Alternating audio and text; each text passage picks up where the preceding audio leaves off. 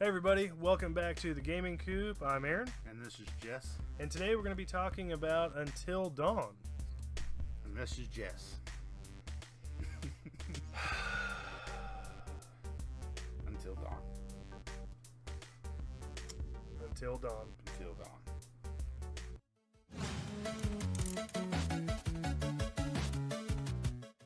And we are the guy... No, see, I didn't like that already because I don't like when I do that.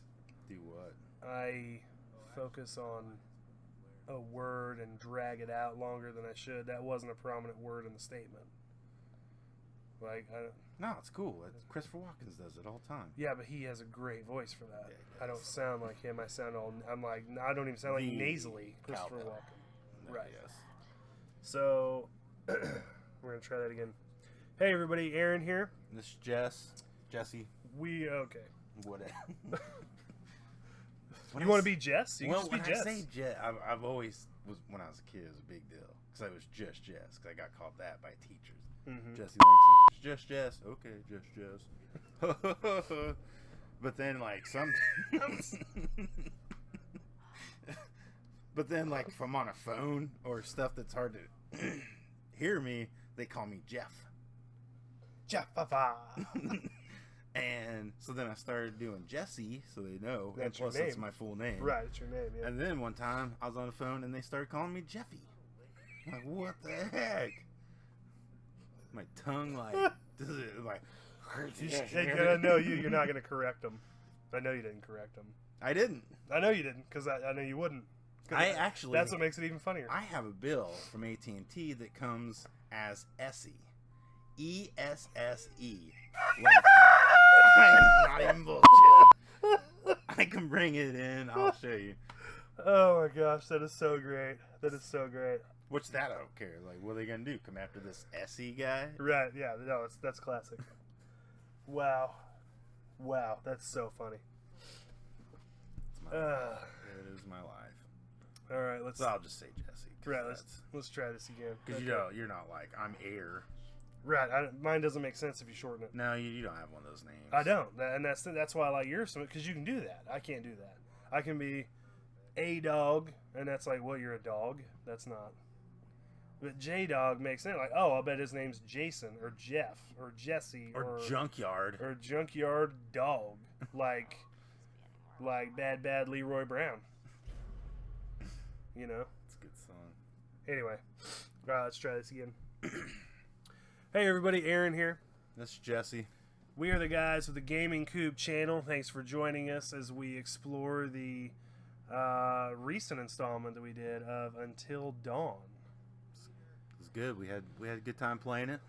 So, initial thoughts. It's just interactive horror movie slasher flick. Like, dislike? I liked it. It's fun if you had more than one person playing, like if you had a group of people, kind of like watching the terrible movies where you have fun with it, Yeah, no, I get that. I mean, definitely, if you're in the mood for a, teen hack slash movie, then yeah, this is the game for you. It's fantastic for that because the dialogue, I'm going to be honest with you, is terrible. I'm not going to sugarcoat that. It did have moments of dialogue enjoyment, I guess would be one way to put it, but yeah, I definitely wouldn't. I mean, the dialogue is just cheesy. It is, and I know that's the angle. I get that, but there's a limit.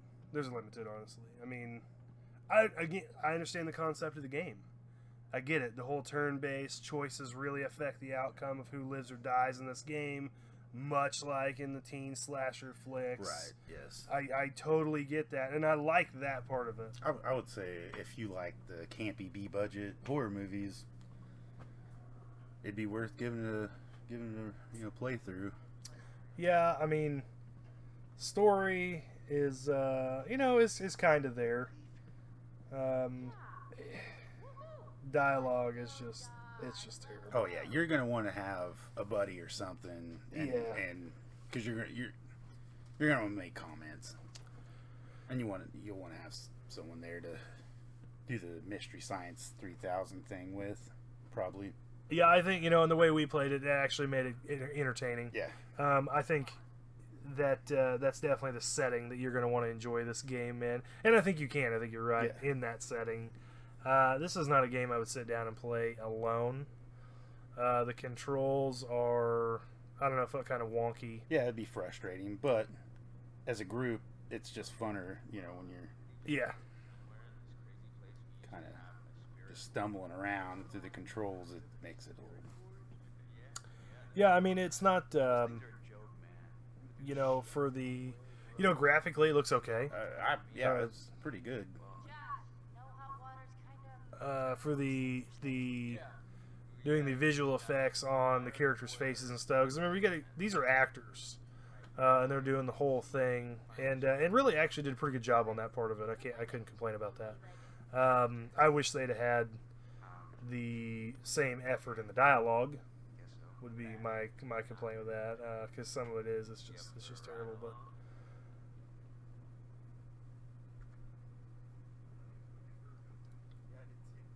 I can say I've probably seen worse dialogue in movies in a D budget. This is just I've seen right there on par with it. Yeah, I've seen a few, but as far as a game goes, I mean, I don't know. Well, hey, you know, if your thing is as a gamer to play something and tear it down, you would enjoy playing this because you're going to tear it down. Oh, you're going to tear it down. Yeah, and I mean, and here's the thing: our thing is to not overly criticize a game. That's not what we do. We just give them a test run, a preview, if you will, and just kind of critique it based on how fun was the game to play. Yeah. Replay value. Are you going to pick this thing up again? Are you going to, recommend it to someone else to try out? And I don't know. I mean, I know you would. I don't. I'm quite positive on this game. I think it's got a place. I think after playing it, previewing a little bit, like I said, a few hours into it, you could definitely see the party value in it. Like, I would never take this game back out and play it alone. I don't think for the single player struggle, there is no replay value for it. But if you had played this game and then said, you were having a group together and they're like, it's a toss up between the movie or, hey man, I got Until Dawn. You guys, we should play this. Yeah, there's a little more interaction than just sitting and watching a movie. Right, exactly. You pass the controller around, everybody. And I mean, it is about, I think for the most part, it's about what you would expect it to be. I do like the whole decision-based. That would bring up some replay value if you're wanting to unlock the different endings that would offer. Agreed. Yeah. Yeah, I think that definitely does offer a slight replay value. See who may survive and not by different decisions. And Right. And in the party setting, you definitely have that, I think. But yeah, because you find the person you all are rooting for. True. We had old Matt. We did. We were rooting for old Matt. You definitely pick your character in this, yeah. And we did allow that to influence our decisions. Yep. As far as that goes, and. Actually, I mean, as far as the cast, there's a fairly decent cast behind this movie. Yes, there is. If you check out the credits and stuff, is it enough to save this game? I don't know. It's again, I don't think it's any condition of the cast. I think it's a condition of dialogue they were given. Because they're actors. They just, they do it.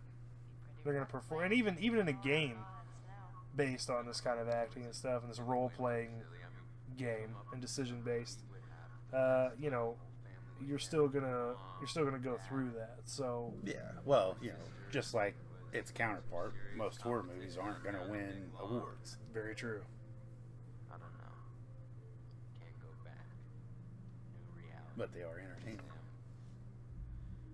True. Anyway, I'm supposed to be fixing this whole guy, right?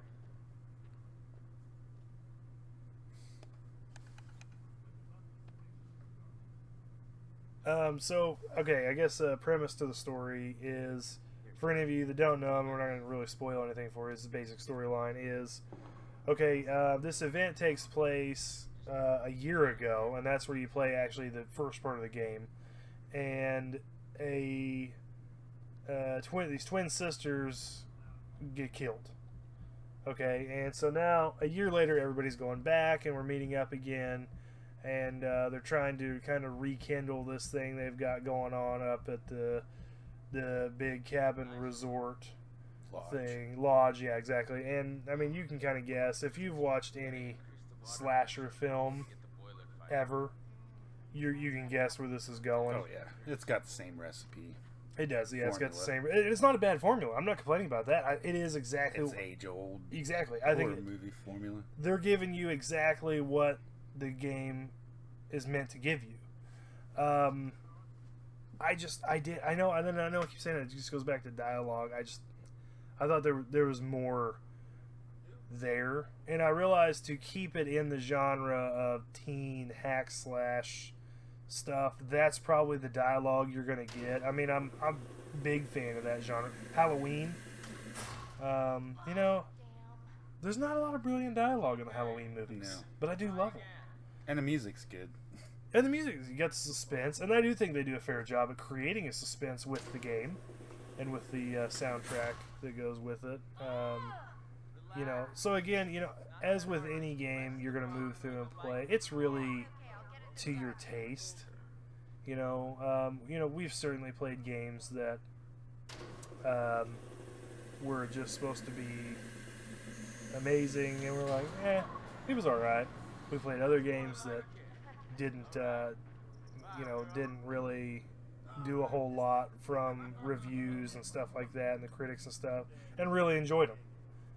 As with anything else, it's the same way in movies or anything else. It's to your taste.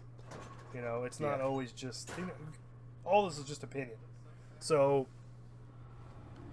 you know, I'd take any review or any preview, as it were, in our case, and I always use that as it's somebody's opinion.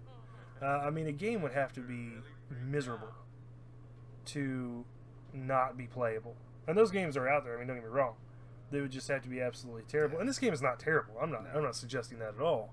It's a different style, you know. And it's kind of one of those, to me. You either like it or you don't like it.